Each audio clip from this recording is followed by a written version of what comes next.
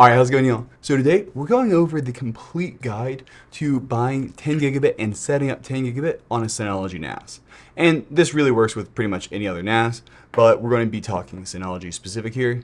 And this is something that's complicated. A lot of people know that 10 gigabit and other speeds, we're going to talk about 2.5 gigabit as well, but a lot of people know that these faster speeds are the way to get more performance out of your NAS, but that is not the entire story, because there's a lot of stuff that goes into it, and there's a lot of critical pieces to it, where if you leave out one critical component, the entire upgrade was useless and will not have any effect at all. And so that's why it's really important to talk about it and kind of understand how to set up a 10 gigabit network when it comes to a Synology NAS or really any other NAS here. And in front of me, we have the three critical components to doing this: a network switch, a NAS with a 10 gigabit add-in card that I'll tell you about in a second here, and an adapter for our computer. In this case, I have a laptop that we're going to be doing this with, so it is an external adapter. But if you have a desktop that has a PCIe slot, or a lot of them have built-in 2.5 or 10 gig, you can actually just use that. But these are the three critical components that you need to get a 10 gigabit setup to get these faster file transfer speeds. And I do want to add one asterisk to this, because you can actually leave out this center piece right here, but it does take you understanding a lot about how networking works. So this center piece is the network switch, and if you leave it out, you can actually directly hook up your NAS to your computer. And I'll leave a link on how to do that in the description below. But I will say that is not for people who are kind of new at networking and don't really understand what subnets are and things like that, because there are a lot of specific caveats to that. All right, so that's what this video is going to be about. And by the way, if you like these tutorials, subscribe. We're trying to hit 100,000 subscribers, and it really helps. Now let's start off by talking about what 10 gigabit is and why it's so important. So 10 gigabit refers to the network speed of being able to send 10 gigabits of data between the computer and any other device that is hooked up at 10 gigabit speeds. And this is the number one bottleneck that most NAS users have in copying large file transfers, because most default setups are 1 gigabit. And so 10 gigabit theoretically can go 10 times as fast. And so this is what really limits your file transfer speeds if you've got a fast NAS and a fast hard drive on your computer that can read and write files very quickly. The network is almost always going to be a bottleneck. I will say, this setup will only help you if you are local, as in you're in the same network as the NAS. This is not going to have an effect if you're accessing the NAS from outside of your home. I will leave a link down in the description below to a tutorial about how to speed up those speeds, but this is really about local file transfers. And so that's what 10 gigabit is all about. Now, while we're talking about this, I do want to bring up another standard that I actually think is more useful in a lot of cases, and I'm going to show the other options for, and that is 2.5 gigabit. So 2.5 gigabit is just like 10 gigabit. It is 2.5 times faster than 1 gigabit, and in my opinion, it is actually a better upgrade for most people. And so I'm actually going to be showing exactly how to do the exact same upgrade for that, because all the exact same rules apply, except all the devices will be significantly cheaper and lighter and just a smaller profile. This is a 10 gigabit adapter for a laptop, which is huge. They sometimes disconnect. They produce a ton of heat. And this is a 2.5 gigabit adapter. It is way, way, way cheaper, and in my opinion, a lot stabler and a lot easier to work with. And so I am going to add those links down in the description below for what to buy for that. But the nice thing is, it's the exact same setup, and you can actually mix and match as well. So these faster network speeds that 2.5 and 10 gigabit allow are really useful for a few specific use cases. One, just transferring large files between your computer and the NAS. Say you have an internal NVMe drive in your computer, and you've got 4 or 5 hard drives in a RAID on the NAS. Well, if you've only got a 1 gigabit connection, you're going to be capped at about 120 megabytes per second, which is pretty slow. But if you upgrade to a 10 gigabit connection, you're going to be able to saturate out at about 1.1 gigabytes of data per second. That is basically 10 times faster. Notice how I'm actually talking about two different units here. When I'm saying the networking protocol, it's in gigabit with a bit, and you will see it written with lowercase letters. That's because when we're talking about a network protocol, we actually are talking in bits per second. But when we're talking about file transfers and file sizes, you're used to bytes and bytes per second. This is one of the most common misconceptions, and it gets really confusing because I'm talking about these two different terms. A byte is just 8 bits, and it's just the way that computers store data versus how they are measuring transfer performance. So it is a little bit confusing, but the easiest thing to do is when you think about a 10 gigabit connection, just divide that number by 10 and you'll get the approximate maximum transfer speed in gigabytes per second. That's because there are 8 bits in a byte and there is a little bit of overhead. So just remember, whenever you hear a 1 gigabit, 2.5 gigabit, or a 10 gigabit, and you're actually thinking about how fast that is in terms of the ability to transfer files, just divide that by 10, and that is how fast it will be in gigabytes per second. Really common misconception because they are so similar units and people often get confused. Totally normal, but that is where that all comes from. Okay, so now we understand that adding this 10 gigabit connection will give us faster file transfer speeds. The other really important use case for this are video editors. Video editors fundamentally need to be able to play back their footage at a certain rate. If you're just having a very small like 1080p or even a 4K stream that is just H.264, so a very compressed stream, a lot of time a 1 gigabit connection will actually work. But if you are working with ProRes and these higher codecs, you are going to need faster speed because your computer needs to be able to get all the data from the camera card to show you the frames in the timeline. And so that's where these faster transfer speeds are really important. For video editing, I actually really like, for most people, 2.5 gigabit because it can do 4K streams of ProRes 422 without really missing a beat.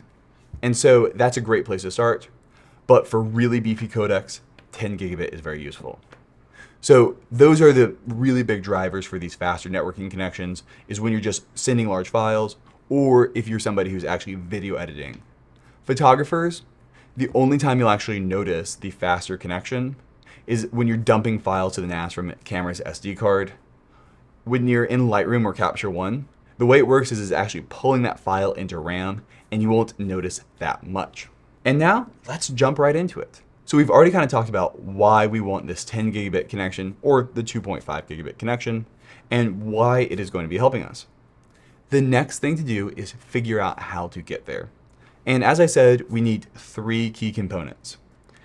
The NAS and the computer both need the ability to talk via 10 gigabit, and we also need a switch to facilitate this. Notice, I did not say anything about your internet speed. Your internet speed, as in the speed your ISP provides you, does not matter at all for this connection because we're talking about our computer and our NAS talking to each other. Whenever you're thinking about your internet speed, it's actually an entirely different speed than the speed of the local network. I could have a 100 gigabit network where multiple servers are all hooked up over 100 gigabit connections, and I could be on Starlink with 100 megabit. Because whenever you're thinking about network speeds and kind of bottlenecks, all you do is you trace the connection from the 2 devices that are talking, and whatever the slowest thing is in that chain will be the effective speed of the connection. So as long as the connection from our computer to our switch to the NAS all support and are negotiated at 10 gigabit, we will be able to talk to the NAS from our computer at 10 gigabit speeds. And the only time we would be bottlenecked by our internet is if we were going to the internet. So if we were downloading something from Dropbox, that would be governed by our download speed from our ISP. But it does not matter for this local connection. So first, let's talk about how to get 10 gigabit on the NAS. And I also want to preface this by saying that you will see 2 different types of 10 gigabit standards out there. And until you really kind of get a footholding on how all of them work, focus on one called RJ45, which is what you're used to. So there is actually another type of 10 gigabit connection that you can do called SFP+. And you'll notice the devices can be a lot cheaper because SFP Plus is designed for fiber and does not require nearly as much power. But I would really warn against this until you know what you're doing, because it is a lot more complicated to use SFP Plus than RJ45. RJ45 is the port that you're used to, that normal copper Ethernet cable that you're used to, whereas SFP Plus is an entirely different thing. You will find that there are SFP Plus switches and adapters for RJ45 that are little transceivers. Whenever I go into a network with problems, it's that. It is remarkably often that we'll go in for a client call and they're saying we have really bad performance, and it's because they're using one of those transceivers. So I'd really warn against that. And so everything I'm going to be putting in the description and all these buy options are all going to be the RJ45 easy version of it. And then if you know what you're doing with fiber and DAC cables and all that good stuff, you can obviously shop around and understand that. So we're going to first start with our NAS. And really there are 3 different options for having these upgraded network connections on the NAS. 1, some NASs have them built in. This right here is a DS923 Plus, and it came with 2 1 gigabit connections. Not fast enough for us. But it also did come with the slot right here, which is a 10 gigabit add-in card slot that I was able to purchase and stick on in there. Actually, Synology did send this to me for free. And so those are options 1 and 2 for upgrading your network. 1, purchase a NAS with a built-in 2 or 10 gigabit connection on there. Or 2, add in an add-in card for NASs that support it. But for older NASs that don't support it, you are kind of out of luck. Now, there is a third option for those people who are pretty good with technology and really want to tinker and are kind of home labbers. I would not recommend this for any offices. And that is you can actually buy a USB adapter for your NAS. And there are people who've gotten it working where you can add in a USB to 2.5 gigabit adapter on the NAS into the USB port and actually get it to work. They're not the most stable things in the world, but especially if you're a home labber and really want to tinker around, that's a great option. And one more thing, check out my video on SMB multi-channel as well, and I'll leave a link to that down in the description below. But so for this NAS, what we've done is we have gone ahead and bought the 10 gigabit add-in card, and so this right here is my 10 gigabit port, which is perfect. I do want to mention one additional thing. When you first are setting up the NAS and you've not installed DSM yet, you need to plug into one of the built-in 1 gigabit ports to do the very first install, because the 10 gigabit port is only going to be active after DSM is installed. All right, so now our NAS is out of the way. The next thing we need in our chain is going to be our switch. This right here is a UniFi Flex XG. I love these things. And there are a ton of different options for different switches to get. And it depends on what speeds you want and how many computers you want and all of those good things. I'm going to leave a ton of links down in the description below to different switches that I recommend for clients. I'm going to have them all split up into 2 different types, 2.5 gigabit or 10 gigabit. And it really comes down to how many of those faster network connections you need, because that's what determines it. This is a great unit for if you have 3 different devices that need that faster 10 gigabit connection to a NAS. But if you need 12, there are other options. And there are far too many to mention here, and the list is ever changing. So I will leave a link to a bunch of those down in the description below. But remember, you also need this to be hooked up to your Wi-Fi router in some way. So this switch needs an internet connection, so that way your NAS and your computer also get an internet connection. And so in an ideal world, you have an Ethernet connection in your office where the NAS and your computer are, and essentially you would plug one of the ports in for that. And now the switch has internet access as well.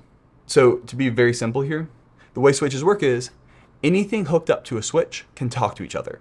So we want our NAS to be able to talk to the internet. And so we need to plug in our internet connection into the switch so the NAS can talk to the internet via the switch. Now, if you don't have wired Ethernet in the room you need the faster connection on, there are a few different options you can do. I'm going to talk on them very briefly here. One thing you can do is buy a Wi-Fi extender. And basically what that'll do is that'll give you an Ethernet port on it that you can plug into the switch, so the switch gets internet. You can also buy a thing called a power line adapter, which is over the electrical system in your house, or MoCA, which is Ethernet over coax. I'll leave a link down to the description below for those 3 options as well. But that is something I will do often for clients who basically have 2 or 3 computers in an office that need that really fast connection to the NAS, but they don't have any wired Ethernet connections into that room. So you can instead get a Wi-Fi extender that'll give the switch internet, and now the NAS has internet and the computers have internet, but can all talk to each other very fast over that local 10 gigabit network. So now that is it for the switch. We've covered that it needs access to your Wi-Fi router, so that way everything else has internet. And we've also talked about that there's a ton of different options out there, and every single one of them is going to be different depending on what you need. And now the last piece is getting your computer and all your devices that faster network connection. So if you're a laptop user, this is pretty much going to be your only option if you want a 10 gigabit connection. These are Thunderbolt adapters, and as you can see, they are huge. So for laptop users, I rarely recommend these unless you actually need that really fast file transfer speed. And instead, for laptop users, I will often recommend a 2.5 gigabit network connection like this. So 2.5 gigabit connections are way cheaper, way lighter, and for most real use cases, give roughly the same performance, and you very rarely ever notice a difference between 2.5 and 10 gig, except in specific instances. In most cases, 2.5 gigabit is fast enough, and it's just very stable. I'll leave a link down in the description to load these adapters, and these are what you would use for laptops who don't have built-in faster Ethernet. For desktops, you've got kind of 2 different options. One, if you don't have the ability to have a PCIe expansion card and you don't have built-in faster Ethernet, adapters also work there. Or if you've got a desktop with a PCIe slot open, you just buy a PCIe adapter for your computer. And also some motherboards are now coming with 2.5 or 10 gigabit connections as well. Okay, so now we've talked about all the stuff to purchase, and I've got links for all this stuff down in the description below. Let's go ahead and set it on up. So what I'm going to do is I'm going to plug the 10 gigabit port on the back of this NAS into one of the 4 10 gigabit ports on this switch, and I'm going to plug this 10 gigabit adapter into my laptop and power it all on up. While I'm hooking all these guys on up, I should also mention different cable speeds. And I'm going to keep this very simple. You're going to see a lot of different cables out there, and Ethernet cables have CATs. So that's category. And whenever you're looking at buying Ethernet cables for a 10 gigabit setup, you're going to want to buy Cat6 cables if you're planning on having runs that are under 100 feet, and Cat6A cables if you need longer runs. Do not buy Cat7 or Cat8 cables off of Amazon, please. These cables often are built by very sketchy manufacturers because no devices actually use these faster standards. They have been around for about 5 years, and no devices to this day can use them. So because of that, a lot of cable manufacturers are selling these Cat7 and Cat8 Ethernet cables on Amazon that are just very sketchily made, and you would not believe how often I'm talking with a client. They have a Cat8 cable, and it's a broken cable, and it's not even able to negotiate to 1 gigabit speeds because the manufacturer was just throwing something together. And the funny thing is, these faster protocols that these Cat8 cables exist to use can't even be tested right now. So it's one of those things where there's a bunch of really sketchy cables on Amazon that I would just not recommend buying. In general, if you want an overkill setup, buy Cat6A. And in all honesty, you're probably going to get a higher quality cable that is going to work better for your use cases, even for the next 10 years, than you would if you bought a Cat8 cable. And that is something that comes up a lot. So what I'm doing right now is I'm plugging the NAS into one of the 10 gigabit connections on the switch. As I talked about earlier, this switch has a 1 gigabit port on it and 4 10 gigabit ports. So normally you would hook up your Wi-Fi router, that internet connection, to one of the 1 gigabit ports. That's because you probably just have 1 gigabit internet. So there's no reason to waste a 10 gigabit port when you've just got 1 gigabit over there. And so that way you can save some money because you don't have to buy a bigger switch with more ports on it just to give your NAS and your computers internet access, and you save the fast 10 gigabit ports for devices that need fast connection, the NAS and the computers. And now I'm going to plug into my adapter here.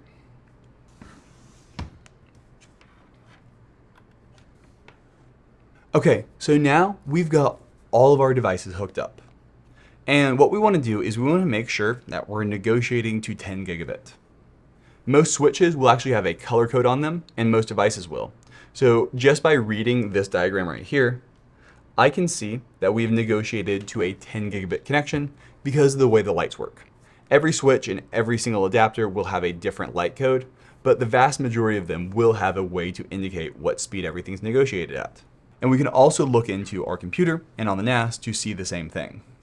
So we can come into, on Mac OS, we can come into network, and under details, hardware, we can see that it's negotiated to 10G base T. All right, so now one other thing that can come up is we have now created 2 different ways that our laptop can talk to the NAS. And this is something that will really trip you up, and you'll have these really weird times where its performance is super slow, and then in other times where it's not. One of them is Wi-Fi, and one of them is that 10 gigabit connection we want it to use. And while computers normally will use the faster of the connections, sometimes they will hang on to the slower one. And that is something that will drive you crazy because you will have all of a sudden really horrible performance when going to the NAS. So what you want to do is, if possible, turn Wi-Fi off. By turning Wi-Fi off, you have eliminated that second path. And so now the only way your computer can talk to the NAS is via 10 gigabit. And now let's go ahead and test it on out. There's a few different ways you can do this. The simplest of them is just to grab a 1 gigabyte file, copy it from the NAS, and start a timer and see how long it takes. Or we can also use a tool called Blackmagic Disk Speed Test that can do this. Now note, this is kind of optimized for video streaming, and so the values this reports will often be lower than your actual capability, but it's always a great idea to start and just dump it to the NAS. So now what I'm going to do is I'm just going to do a test to the NAS, and this is how we can tell we've got a 10 gigabit connection, or at least a connection that is greater than 1 gigabit, because we are able to write at 500 megabytes per second. But wait, shouldn't we be having faster speeds than this? You said that 10 gigabit can do 1 gigabyte per second. While it can, we have now moved our bottleneck. We only have 4 hard drives in this unit. That means we don't necessarily have the full throughput available to us, because when we are dumping files, we are going to be able to send so much data over the line that the hard drives just can't do anything anymore. So we have now got a bottleneck where our hard drives are now slowing us down. I've got a video that covers all this very in depth, but we essentially now are limited by the speed of our hard drives. To saturate a 10 gigabit connection, you normally want about 6 to 8 hard drives in a RAID 5 configuration. And that normally is enough to get you that 1 gigabyte per second pretty reliably. Or if you were all SSD, that makes it a lot easier. But now we have that faster transfer speed, and the great thing about this is we're going to be able to transfer files as fast as our hard drives can read and write from them. And that is where it's super useful, especially when you're playing back large video files and things like that. It just means that this NAS can become a very, very, very fast external hard drive that also has a ton of capability and a ton of storage. All right, well, that is it. That is everything you need to know to set up a 10 gigabit connection on a Synology NAS, or really any other NAS. If you have any other questions, go ahead and leave those down in the comments below, and have a good one. Bye.